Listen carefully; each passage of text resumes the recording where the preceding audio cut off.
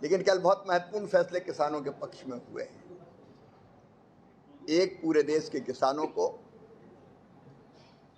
DAP खाद के बढ़े हुए दाम ना देना पड़े, क्योंकि अंतर्राष्ट्रीय बाजार में कीमतें बढ़ती रहती है। सरकार का संकल्प है कि हम यूरिया की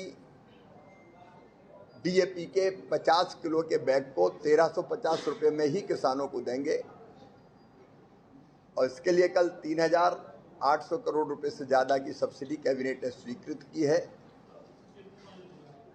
ताकि सस्ता खाद समय पर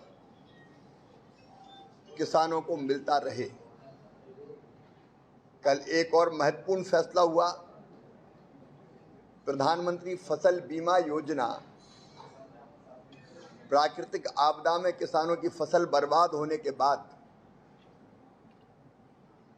जोखिम कवर करती है, मतलब उनको राहत देती है, और जिन किसानों ने बीमा करवाया है नुकसान के बाद उनके नुकसान की भरपाई क्लेम के रूप में हो जाती है। तो उस योजना में भी ज़्यादा पैसे की जरूरत थी हमें,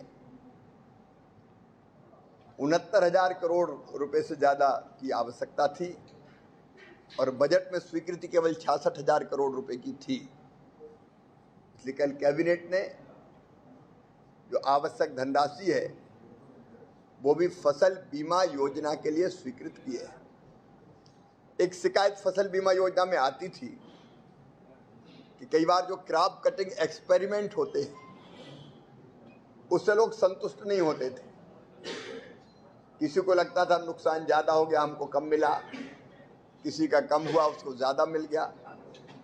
इसलिए अब हमने तय किया है कि फसल बीमा में योजना में फसल के नुकसान का आकलन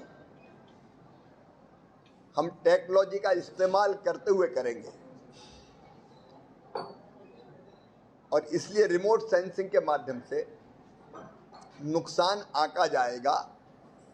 सैटेलाइट से जो इमेज आएगी उस इमेज के आधार पर कितना नुकसान हुआ है इसका आकलन करेंगे, क्योंकि आदमी जहाँ होता है मैनुअल अगर क्रॉप कटिंग एक्सपेरिमेंट करते हैं तो वहाँ गलती की भी गुंजाइश होती है, चूक की भी गुंजाइश होती है, और नियत में भी गड़बड़ हो सकती है।